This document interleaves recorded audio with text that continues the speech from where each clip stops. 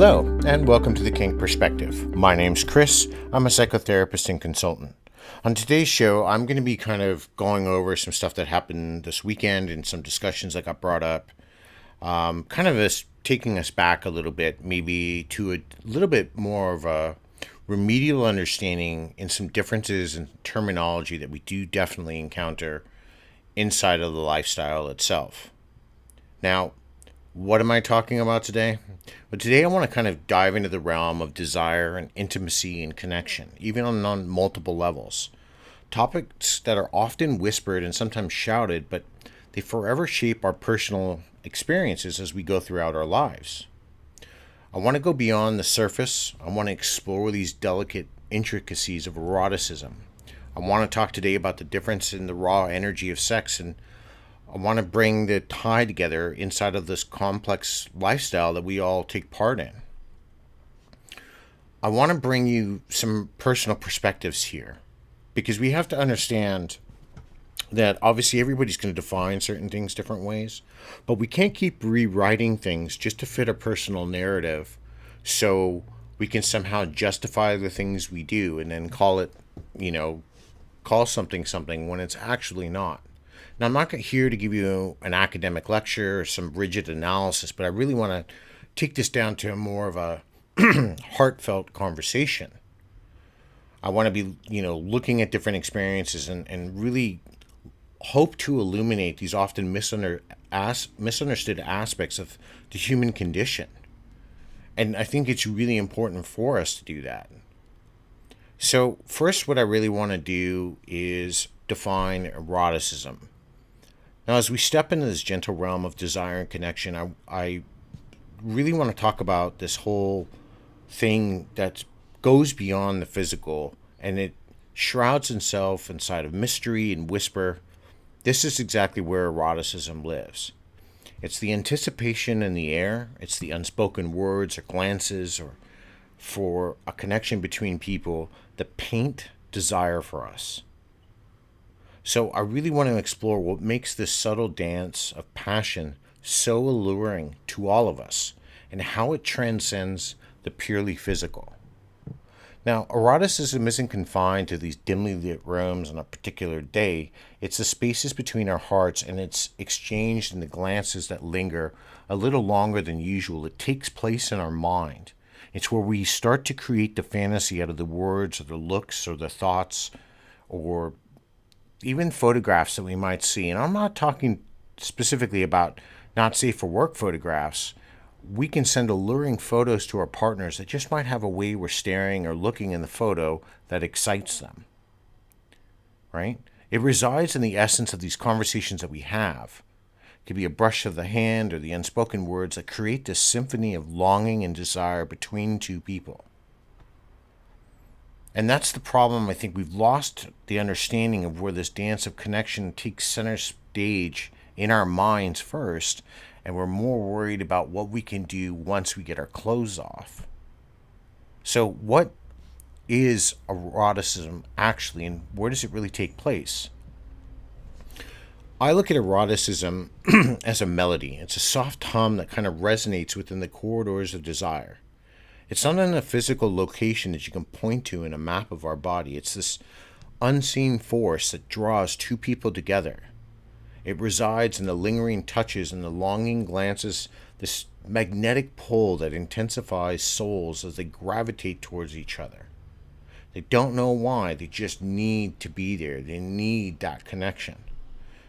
In its essence, eroticism finds its dwelling in the anticipation, the electricity that charges the air in the moments preceding the connection itself. Sometimes the desire for those moments to go longer is better than actually connecting itself because we're building that anticipation. We're leading up to every part and every moment. And it's in these shared smiles, these unspoken promises, this palpability of chemistry that bridges our hearts without actually words or anything being said. So how is this actually different from being purely sexual? Well, in our world, we often sensationalize everything that's purely sexual. Photos, advertising, we see it in movies, we see it on TV. Eroticism, though, emerges as the subtle counterpart. Erotic experiences engage the mind. They put in that subtle dance of intellect and desire and longing between people. They tease and tantalize us, leaving much, if not more, to the imagination. It's in these whispered words that paint this vivid fantasy, these carefully chosen phrases that spark our anticipation and our imagination, that drive us to the next level of desire. Now, in contrast, the purely sexual is the immediate and physical, focusing on the tangible act itself. It's a language that's expressed through body and connection, where desire culminates in the moment. Now, it's beautiful, but it's transient. And the difference lies within the approach. The slow, the sensuous buildup of eroticism versus the direct physical expression of sexuality. It's in that teasing that drives or can drive the physical expression, but not always. We see this in some of the types of play we do, where we're building the levels of eroticism between us, but there is in actuality no sexual connection between the two people. Now, how is eroticism more about the connection versus the physical?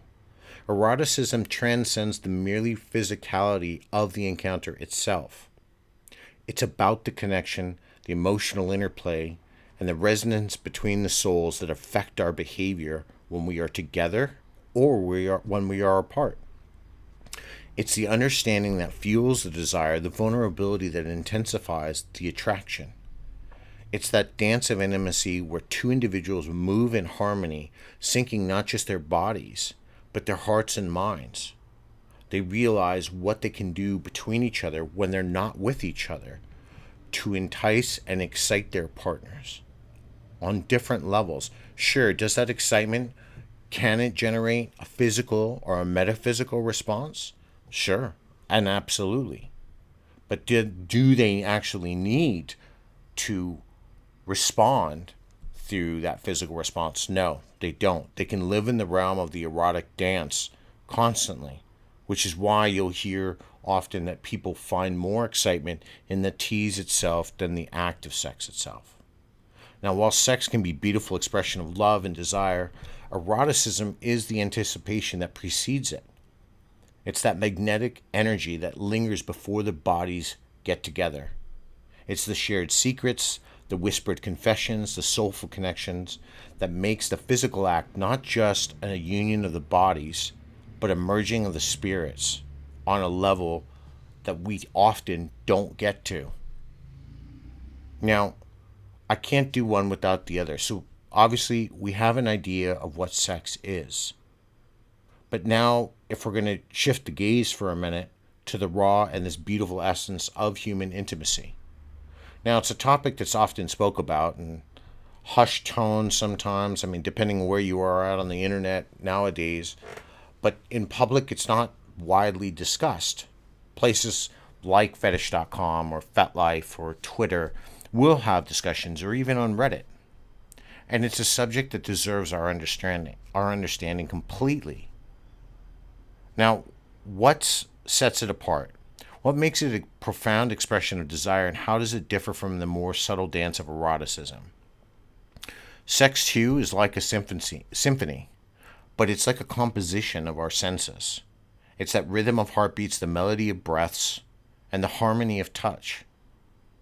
It's about our two bodies working together in a culmination of desire and a beautiful act of connection that sometimes goes beyond the physical as well.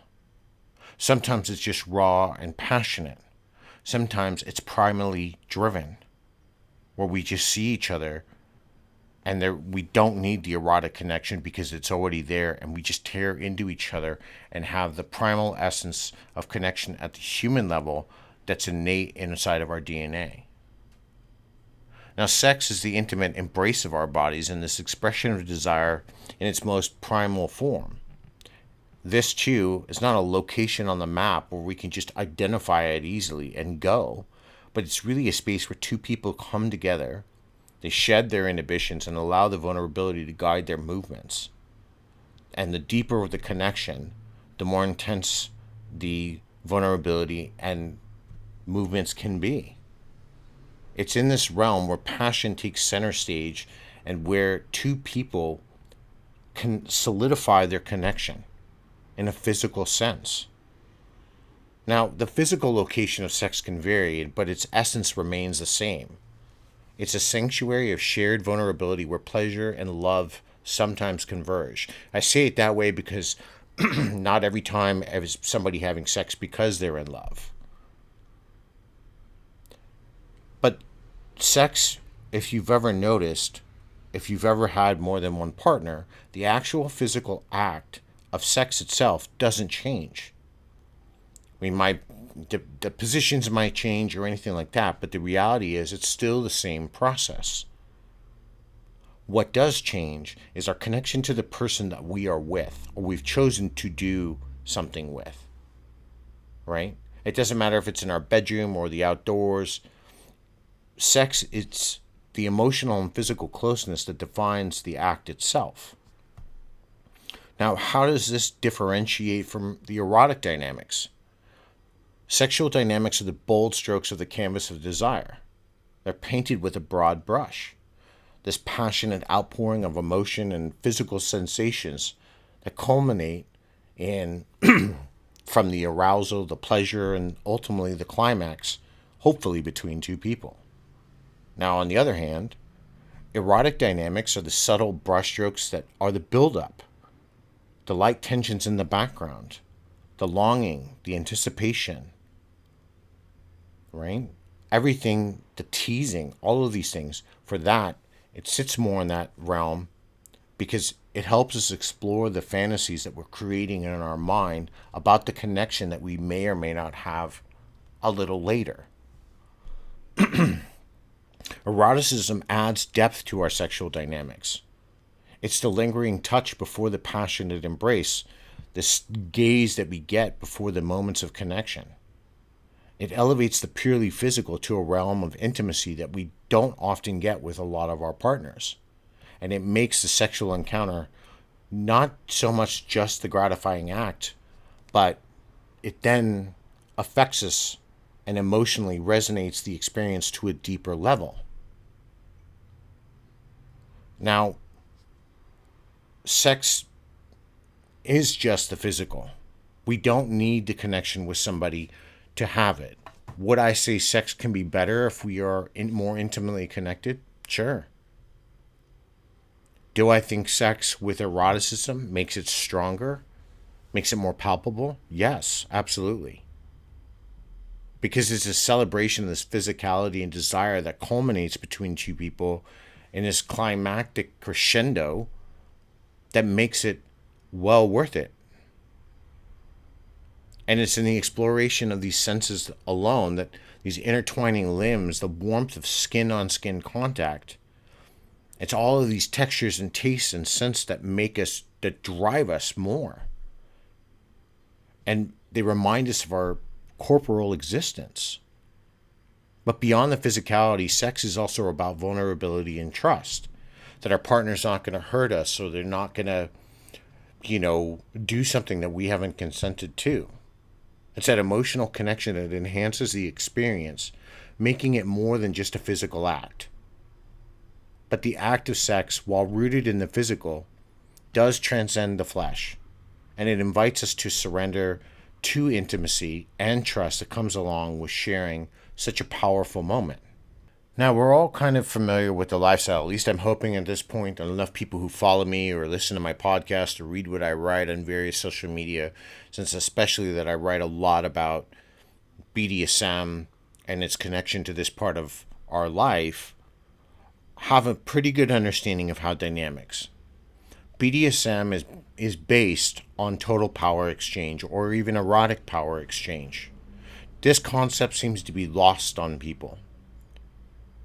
And I'm not going to go into that today. I've had that discussion this weekend. I'm kind of tired of explaining that topic a little bit, because the more we conflate that issue, I think it's bringing a lot more problems into the lifestyle itself. And for people that are just hunting for sex, who are now using fetish websites to do so, they're missing out on the entire intricacies and the pleasurable areas that BDSM offers to that deeper sexual connection to ourselves. But I'm digressing a little bit. Now, we all know that BDSM, it's like a dance, right? It's where partners move in a harmony and each step is carefully choreographed, and it's through negotiation of desires and boundaries and things we want to pursue. It's not just an act here. It's an exploration. It's an agreement. It's a journey into the depths of one's desires with themselves and their partners, of shared interest and direction. So, how in the realm of our lifestyle do these dynamics differ from traditional relationships? Now, we understand that there's roles that are defined and consent is explicit. My God, do enough people? I've talked about consent consistently and quite often, and so does everybody else. So we should have a good understanding of what consent is. And also, it's this exploration of desires that can be structured or even unstructured at times. It's a domain where communication is paramount for all of us, and where our desires, especially our sexual desires and our limits, are respected. And they form this foundation for every encounter that we should be involved in, at least in a perfect world. BDSM isn't about just a spontaneity alone. We are driven through spontaneity, and where trust and understanding precede the dance of the desires, and they even precede the act of the spontaneity itself, because we've established this over time. The lifestyle context is a carefully curated area, and it ensures everyone, for the most part, is on the same page. And I say it that way because a lot of different people have a lot of different ideas of what BDSM is, but they tend not to want to look into it because it does require a lot of work and effort to go into the depths of understanding how it could or affect us emotionally or behaviorally if we proceed into the deeper we go into the lifestyle. But for each step we acknowledge, for each step that takes us closer to a dynamic with someone that we're with, or into a deeper dynamic with someone we're with, or into a dynamic with someone, we know that these things are done consensually and respectfully and with care and consideration. Now, how are BDSM and sex not synonymous? Because I kind of mentioned this, and I think it really does need to be said. Contrary to the common perception, they're not. BDSM involves sexual activities, but it exists, for the most part, without them. It's a spectrum of power dynamics, a play of roles, a theater of fantasies. It's the embodiment of consent-driven exploration, a realm where arousal is but a part of the broader universe that is the ever-growing world of the lifestyle. BDSM emphasizes negotiation, caring, compassion, respect, consent, communication, effort, and the psychological aspects of power dynamics. These distinguish it from the purely physical nature of sex. Now, the two can exist. They can involve sexual activities if they are negotiated prior. But its essence lies in the understanding of the mutual agreement between partners what they are going to do once they enter the dynamic.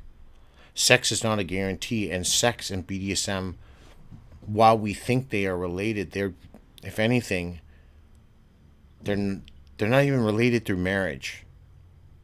I'm not saying if you get involved in BDSM and you want to have sex, you can't negotiate it in. But if all you are having is kinky sex, and there's no power dynamics involved in play, there is no erotic exploration as far as some of the scenes that are going to transpire. You're basically bringing someone home, maybe spanking them one or twice while you have sex. That's not really BDSM. That's just kinky sex. There's nothing wrong with that, but that's not BDSM. There's no power exchange in that. Now, how might eroticism and BDSM be much more closely linked? Well, eroticism finds its place at the heart of BDSM itself. It's the anticipation before the blow of the crop or the cane. It's in the power dynamics between a dominant and a submissive, or a master and a slave, or a dominatrix and her submissive. It's the shared fantasies and the role plays.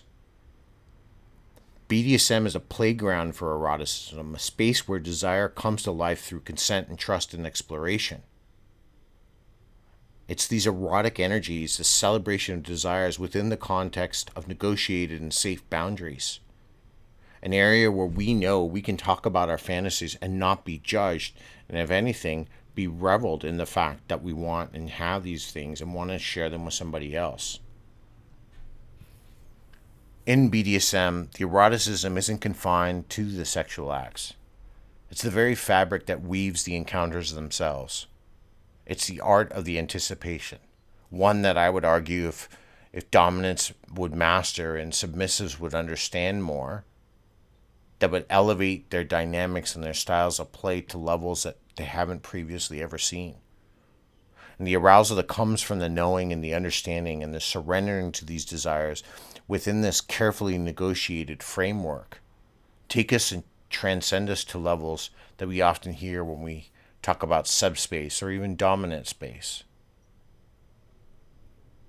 Now, as I kind of wrap this down, this exploration of eroticism and sex and their intertwinement with BDSM, it's important for us to recognize that these realms are not isolated. They do intertwine and they each enrich one another. Eroticism, with its anticipation and longing, forms the foundation. Sex is the physical expression of desire and its beautiful extension of connection. In BDSM, our lifestyle is a unique dance or trust of connection to someone that we get to know on a level that we've never had with somebody else before, which allows us to explore and amplify the experiences of the things we are looking into in the lifestyle, the fetishes we want to take part in. And at the core, they all share this common thread: the need for understanding, consent, and the vulnerability that fuels true intimacy. Looking at human desires and the vast range that encompass them, there is no singular pattern. Each thread, eroticism, sex, our lifestyle, adds its own unique hue, and it creates this intricate, beautiful design that we all share with each other. What's really vital and important to understand is that we communicate and we explore within these realms of consent and respect, because once we navigate away from that, then we are into the realm of selfishness. It's about celebrating the diverse ways we connect and express desire and express intimacy through longing and anticipation, and embracing this vast range of desires and understanding the beauty that lies within the myriad of ways we can express our authentic selves allows us to continue our journey inside of the lifestyle and find it and make it more rewarding for ourselves. Now, I don't know if this is going to change anybody's mind. That's not my job. My job is to help people understand different things. But I think that there are a lot of people in my recent encounters on social media lately that don't have clear understandings, that everything is just based in the realm of the physical, that eroticism for them doesn't seem to exist. And that's fine, there's nothing wrong with that, but I think that they're not going to lead the most fulfilling or have the most fulfilling encounters, and are going to bring a lot less to the table than other people who are willing to explore these realms. I think that the more we understand these connections, or the more we look into them, or the more we attend classes or read about these things, we can express our ideas and desires much more clearly, which is much more beneficial to when we get inside of a dynamic. With that said, yes, I'm currently now finally have found some time. I'm working on the edit of my book, Tangled Desires, the intersection between BDSM and psychology. Currently, it's out on ebook. I'm working to have a hard copy for a lot of people who have started to reach out to me. I do appreciate it. I appreciate you, Portugal, for reaching out. I appreciate you, Norway, and a couple of other countries in Europe that have been reaching out to me. It is a bigger process than I anticipated. I didn't know that, but it is on the way. If you follow me on Spotify or you've just coming across me, please like and subscribe and rate me 5 stars so other people can find me. And let me know what you think about this concept. Let me know what you think about eroticism and physicality of sex and how they may differ for you, or which is maybe more important. I know that we often get these things confused, but I think it's something that really why amongst all of this confusion online, was something important to talk about. Although every subject I talk about, I think, is important, but this gets to the core of some things we do in the lifestyle and other things that we don't. Until next time, everybody, be safe, stay kinky.